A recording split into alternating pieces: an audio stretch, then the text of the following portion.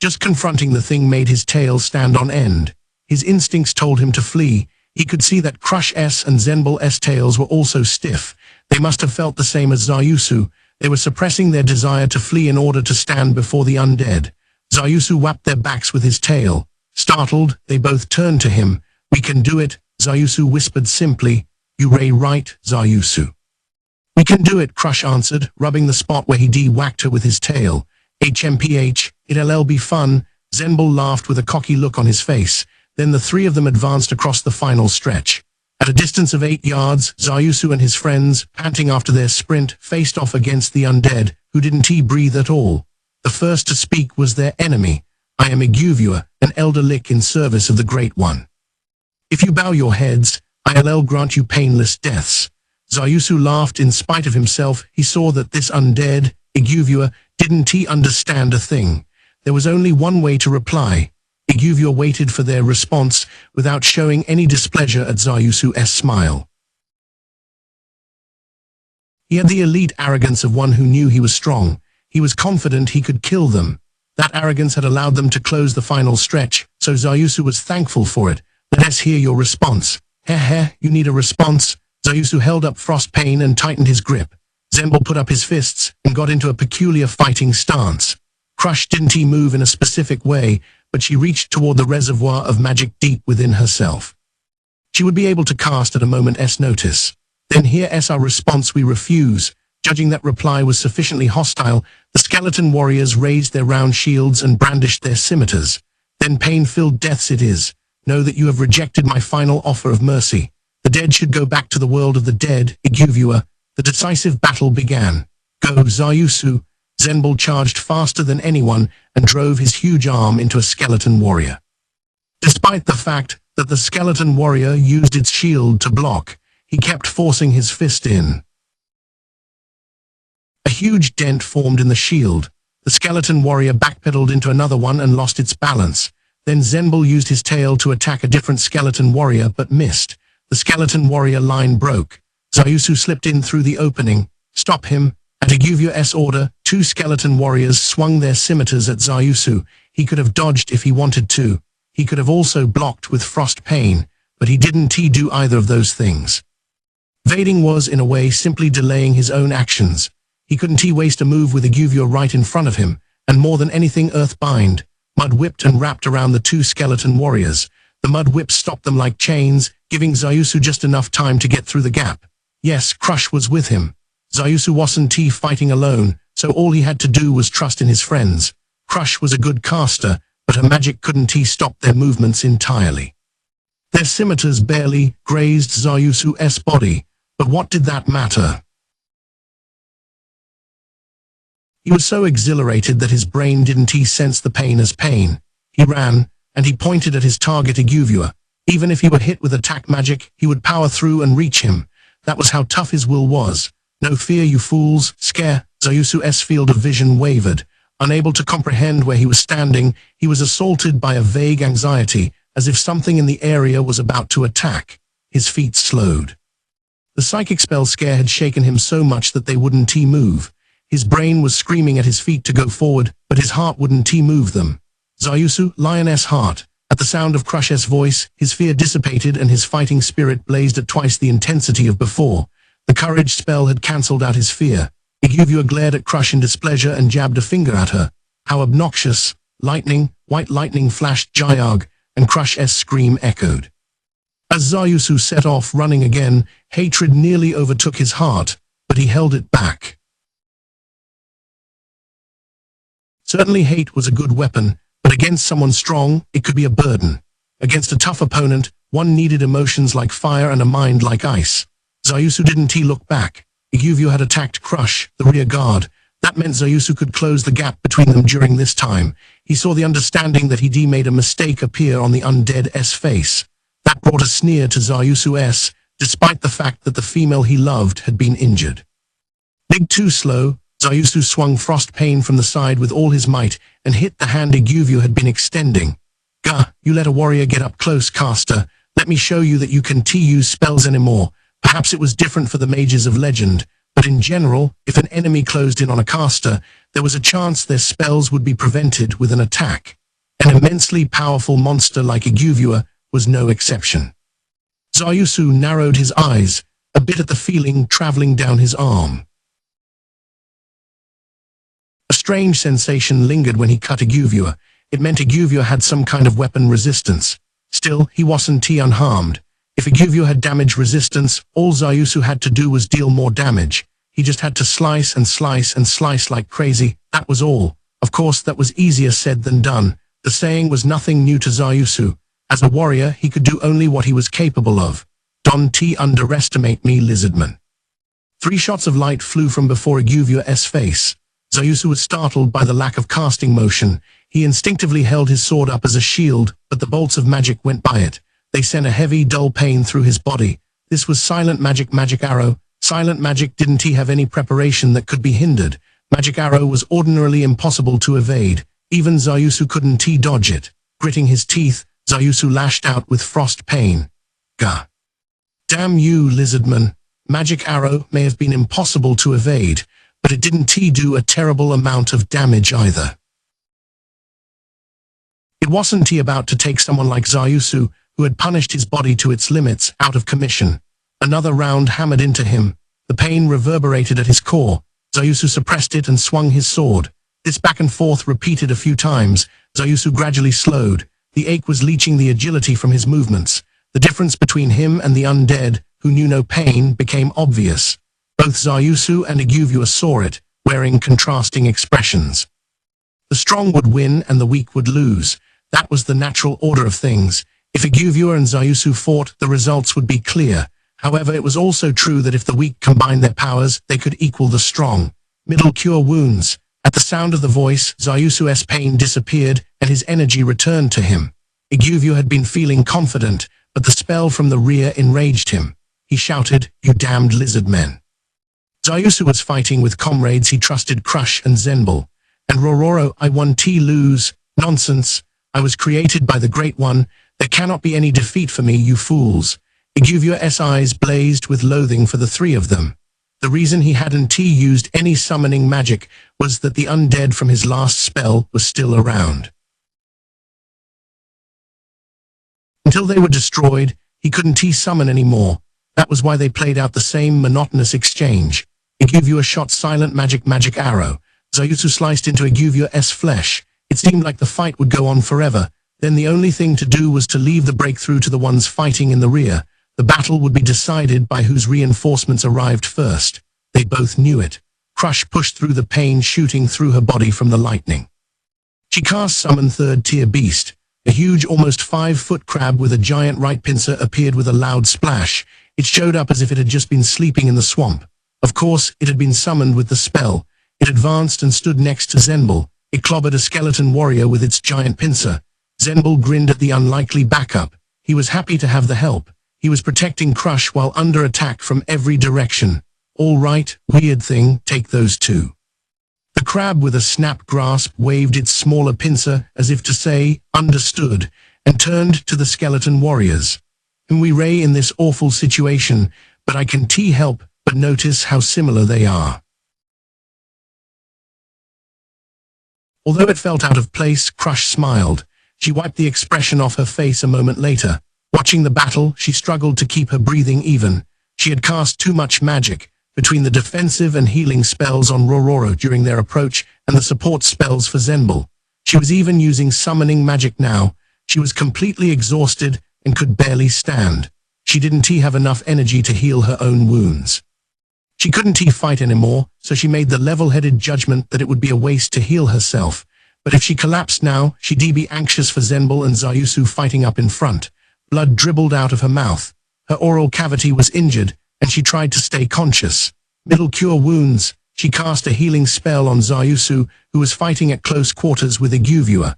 Her legs gave out, and her field of vision blurred.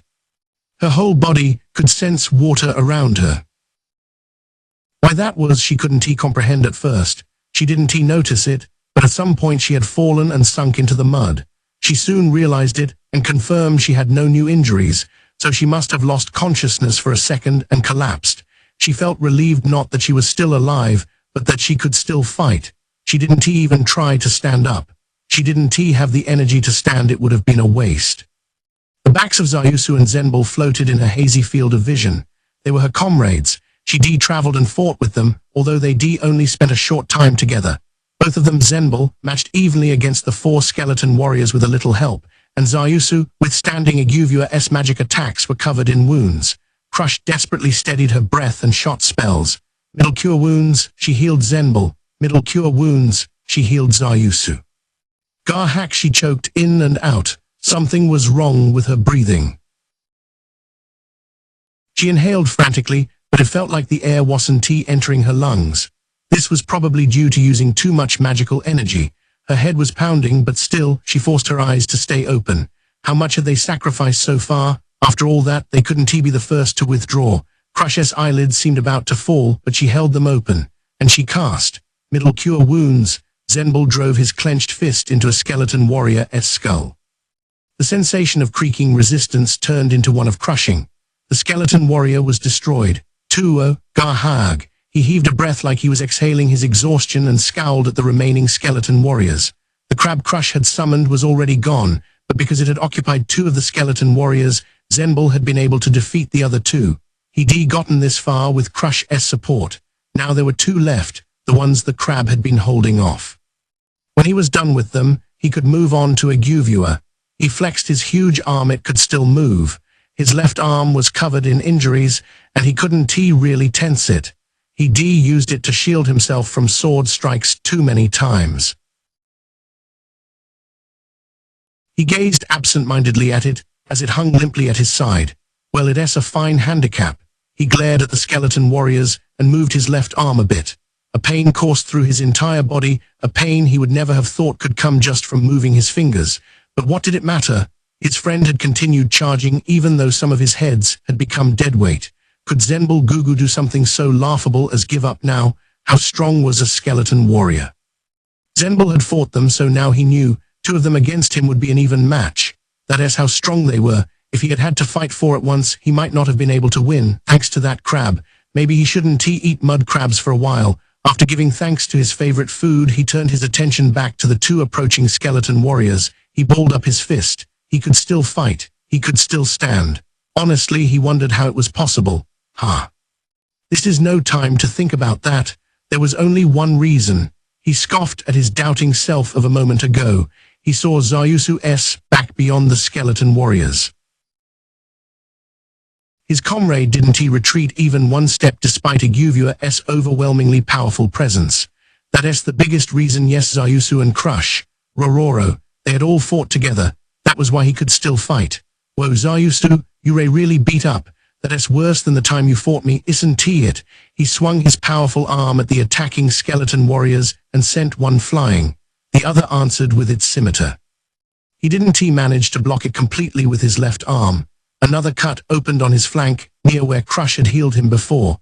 Crush is doing awesome, even though her situation sucks too. She shot over another spell that began to heal him. He didn't turn around, but he heard her voice right at water level.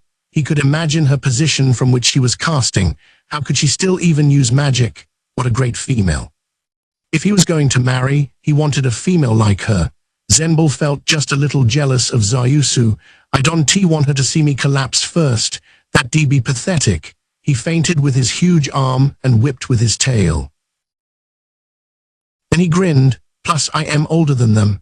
The 2 skeleton warriors steadily closed in on him, concealing themselves with their shields. The shields hid Zayusu from his view, which triggered an intense emotional reaction in Zenbul. You in my way, damn it. I can see that cool male. He let out a war cry and charged. Aguvua and Zayusu continued their back and forth. It was a fight where their eyes remained glued on each other. So Zayusu felt it when Aguvua glanced away for a moment. His undead face warped in a horrifying grimace, and what happened next turned Zayusu's body and soul to ice. There came a splash from the rear, the sound of someone falling. Look, your friend collapsed. He couldn't turn around. What Aguvua said might be true, but it might not be. A feeling like his scales were being pulled welled up inside him, but his enemy was overwhelmingly powerful. He didn't have time to turn and look. It was clear the battle would be decided the moment he turned. Zayusu hadn't he come all this way to lose in such an idiotic way. He had come here to claim victory. Still, if Iguvia said it was true, he'd be in trouble if he didn't find a way to deal with the enemy reinforcements coming up from behind him. I guess I'll take one magic hit. As Zayusu steeled himself, there was some heavy splashing, as if someone was trying to stand up, followed by the sound of multiple bones breaking. Zayusu, I am done for. The rest is up to Yao, middle cure wounds. With Zenbul's pained words, a huge splash echoed. With Crush's voice, which was barely a whisper, Zayusu's wounds began to heal. NRRGH, at Iguvia's displeased face, Zayusu didn't even have to turn around. The two of them must have done exactly what they needed to do. Then next up is my turn. He swung Frost Pain, but Iguvia repelled it with the staff in his hand. Heh heh heh. I am Iguvia, Elder Lick. Just because I am inferior in close quarters combat, doesn't mean you should discount me. Despite his boast, Iguvia felt with a chill that his chances of winning were low. If it were one-on-one, he probably could have claimed victory, considering the gap in their abilities. But with the white lizardmen healing wounds from the rear, their positions in terms of remaining health had reversed. Then came 3 attacks. Iguvia was able to block only one. The other 2 cut into his body. He had resistance against cutting weapons like a skeleton. The additional chill damage had no effect, but this was still an extremely bad situation for him. His blood boiled. He had been created by the Great One, his master Aints Ul Gaun, as the commander of this army. Loss was unacceptable. He at least wanted to summon some undead soldiers to guard him, but with his ability, summoning magic took time to use. It would be tricky to use it with an enemy right in front of him. At this rate, he'd be overcome, so he decided to use his last resort. It wasn't a very good move. Depending on the situation, it could be considered a bad one, but it was the only move he had left. Zayusu hesitated before attacking as Iguvia suddenly turned his back and dashed away. Iguvia took the blow to his back and staggered, but didn't fall. Zayusu clicked his tongue at Iguvia's seemingly infinite health and ran after him to close the new gap. Iguvia turned around. His face was twisted up in a rage that didn't seem very undead. There was a hint of glee showing through as well. A red light glowed in his hand. It was a fireball. Zayusu, who had closed in, had doubts. Was this an area of effect spell at this distance? Did he plan to self-destruct? No. Fear welled up in Zayusu's breast as he realized Iguvia's gaze wasn't directed at him. He was looking behind him at Crush and Zenbul, who were probably already down. What should he do? Zayusu stopped to think. This was a big chance. If he abandoned them, he could finish off Iguvia. If he didn't, he wasn't sure how the battle would go. Neither of them had much health left. There was an extremely high probability that one wrong move could mean the end of his life. To win against Iguvia wasn't that why they were here.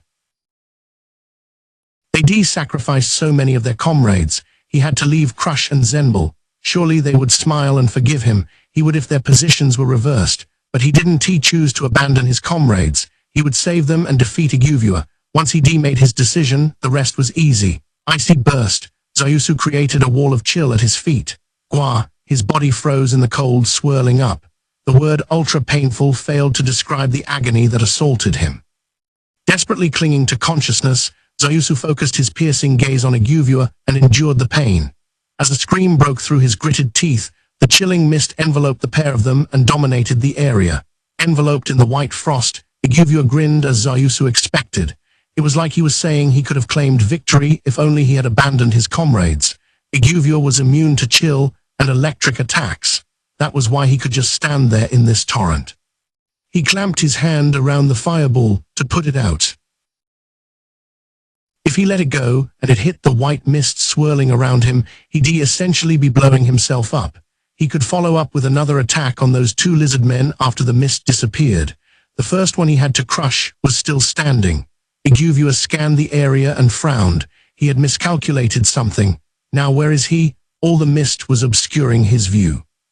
Iguvia could see in the dark, but he didn't have an ability that allowed him to see in conditions with bad visibility.